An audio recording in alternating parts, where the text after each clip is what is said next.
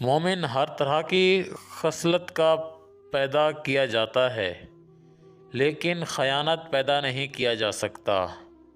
انسان کے کردار کی دو منٹ ہیں، دل میں اتر جائے یا دل سے اتر جانا۔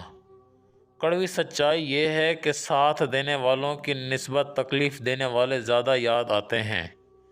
اگر کسی پر تنقید کرنی ہو تو نرم لہجے میں کریں، کیونکہ نرم لہجہ کو جگہ دیتا ہے، جبکہ سخت لہجہ آپ کو جگہ دیتا ہے۔